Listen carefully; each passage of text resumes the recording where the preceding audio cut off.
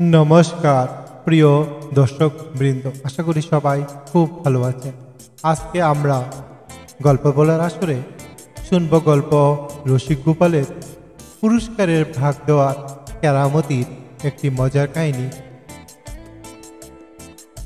তাহলে সবাইকে নমস্কার জানিয়ে আমাদের আজকের গল্প বলা শুরু করছি। গল্প বলার আগে সবাইদের প্রতি বিশেষ অনুরোধ রইল আমাদের এই চ্যানেলটি লাইক, শেয়ার ও সাবস্ক্রাইব করার জন্য। একবার মহারাজ কৃষ্ণচন্দ্র সভাসদ ও আত্মীয় স্বজন পরিবারবর্গ নিয়ে তাহার বাগান বাড়িতে আনন্দ ভোজন বন্দোবস্ত করেছে।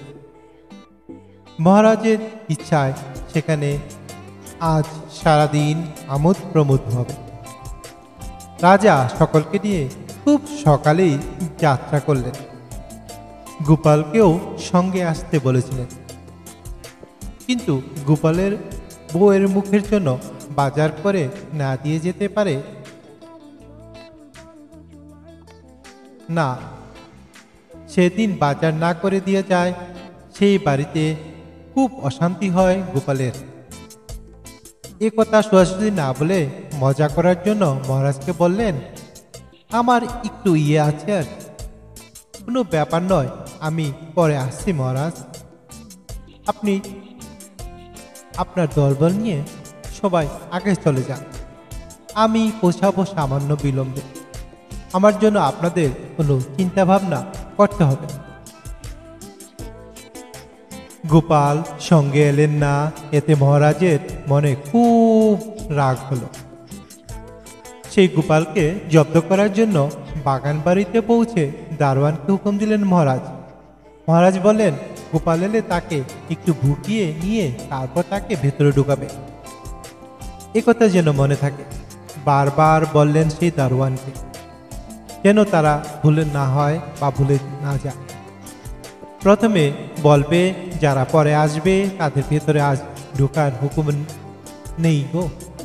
এই বলে মহারাজ হুকুম দিয়ে ভিতরে চলে গেলেন। গোপাল বাজার টাজার করে খানিকক্ষণ পরে এলেন। তখন দারোয়ান পথ ছাড়ছে না কোনো মতি। দারোয়ান বললেন, মহারাজের হুকুম, যে দেরিতে আসবে আজ তার ভেতরে যাবার কোনো উপায় নেই, অতএব আপনি ফিরে যান, তাছাড়া আমি কিছু করতে পারব না। গোপাল বুঝলে তাকে জব্দ করার জন্যই রাজা মহারাজ এই কৌশল এঁটেছে মাত্র। সে দারোয়ানকে অনেক খুশামুদ করে বললে, তুমি বেশ ভালোভাবেই জানো আমি রোজই মহারাজের কাছ থেকে কিছু না কিছু পুরস্কার পেয়ে থাকি। তোমায় কথা দিচ্ছি, আজ যা পুরস্কার পাবো অবশ্যই তার অর্ধেক তোমার জন্য। দারোয়ান ভাবলো, মহারাজ তো গোপালকে ভিতরে যেতে একবারে বারণ করেননি, তবে এই সুযোগটা হারাই কেন, অর্ধেক পুরস্কার পাওয়াই যাবে। এদিকে গোপালের হাত থেকেও রক্ষা পাওয়া যাবে, কারণ বিপদে আপদে গোপাল রক্ষা করে বুদ্ধি দিয়ে। গোপালের বুদ্ধি না নিয়ে চাকরি বজায় রাখা ভীষণ দায়, সে দারোয়ান ভাবল। তখন পুরস্কারের লোভে দারোয়ান মনে মনে ভাবল, মহারাজা গোপালকে ভেতরে ঢুকতে দিতে তো বারণ করেননি, একটু শুধু ভোগাতেই বলেছিলেন মাত্র। তবে গোপালকে যেতে দিলেই বা দোষ কি, যেহেতু গোপাল রাজার প্রিয় পাত্র। সঙ্গে সঙ্গে গোপালকে ভিতরে যেতে দিলেন, কিন্তু গোপাল ভিতরে ঢুকেই হইচই গোলমাল শুরু করে দিলেন। একে গালি দেয়, ওকে মারতে যায়, ওকে ঠেলে ফেলে দেয়, সেই কি তুলকারাম কাণ্ড ঘটালো গোপাল। মহারাজ বিরক্ত হয়ে বলেন, কি আরম্ভ করেছো গোপাল? এলে তো দেরি করে, সকলের পরে এসেই তো মেজাজ দেখাচ্ছ কেন? চুপ করে থাকো। গোপাল মতলব করে এসেছে গোলযোগ বাঁধাবার জন্য। সে রাজাকেও খাতির না করে সোজা জবাব দিল, গোপাল সব সময় এরকম মেজাজ দেখিয়ে থাকে মহারাজ, আপনার যদি পছন্দ না হয় সোজাসুজি বলুন, গোপাল এক্ষুনি চলে যাচ্ছে আপনার মুলুক ছেড়ে ভিন দেশে। মহারাজ ভীষণ চটে গেলেন। যত বড় বুক নয় তত বড় কথা। মহারাজার মুখের উপর এত বড় অপমান। রাজা রেগে গেলেন ভয়ানক, হুকুম দিলেন, এক্ষুনি 100 বার কান ধরে উঠে বসো গোপাল সবার সামনে, এবং 10 টাকা তোমার জরিমানা দিতে হবে। গোপাল এমনই 1 2 3 খুব জোরে জোরে আওড়াতে আওড়াতে কান ধরে উঠ বস করতে লাগলো। সভা শুদ্ধ লোক হাসাহাসি, হা হা হা হা হা হা হা হা হাসাহাসি করে এদিকে ওদিকের মুখের দিকে চাইতে লাগলো। হঠাৎ গোপাল কান ধরে উঠা ভাষাটা কি করলো, বন্ধ করে দিল এবং বলে উঠল, এই আমি 50 বার উঠেছি বসছি মহারাজ, এই নিন 5 টাকা।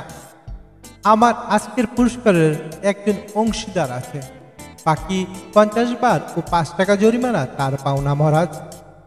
পুরস্কারের অংশীদার? মহারাজ বলে উঠল। রাজা অবাক হয়ে ব্যাপারটা জানতে চাইল। গোপাল তখন দারোয়ানের কথা প্রকাশ করে বললেন, অর্ধেক পুরস্কার কবুল না হওয়া পর্যন্ত দারোয়ান আমাকে কিছুতেই ভিতরে ঢুকতে দেয়নি। রাজা একথা শুনে খুব চটলেন, ভীষণ রেগে গেলেন। গোপালকে ভোগাবার কথা তিনি দারোয়ানকে বলেছিলেন, তার কাছে তো ঘুষ নিতে তিনি বলেননি। সঙ্গে সঙ্গে দারোয়ানকে ডাকা হলো এবং গোপাল 50 বার নিজের কান ধরে উঠছিল বসছিল, কিন্তু দারোয়ান কান ধরে উঠবার জন্য বাঘটি পাইকে ডাক করলো। গোপালের ফন্দিতে তারা একে একে কানে ধরে উঠবার বসবার জন্য প্রায় কান ছিঁড়েই গেল। এমন জ্বালা করতে লাগলো তাদের যেন প্রাণ যায়। 5 টাকাও তাদের জরিমানা দিতে হলো। গোপালের কাণ্ড দেখে মহারাজ রাগ ভুলে গিয়ে হেসেই উত্তর দিলেন, ধন্যী গোপাল, ধন্যী গোপাল।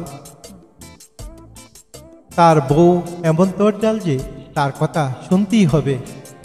মহারাজ তখন সন্তুষ্ট চিত্তে গোপালকে 100 টাকা পুরস্কার দিলেন। এইদিকে দারোয়ান মনে মনে ভাবছে, আর মুখ দেখেই না উঠেছিলাম, কান গেল, আবার সঙ্গে গেল নগদ 5টি টাকা। ধন্যী গোপাল, ধন্যী, আর কোনোদিন এই ভুল করব না। সারা জীবন যতদিন বাঁচব আমার এই কথা মনে থাকবে। তাহলে গল্পটা এখন শেষ হলো। গল্পটা কেমন লাগলো? যদি তোমাদের ভালো লেগে থাকে তবে লাইক, শেয়ার ও সাবস্ক্রাইব করবে এবং চ্যানেলটি তোমাদের মহামূল্যবান কমেন্ট এই চ্যানেলের কমেন্ট বক্সে জানাবে। সবাই খুব ভালো থাকবে। পরবর্তী গল্পে আবার দেখা হবে তোমাদের সঙ্গে।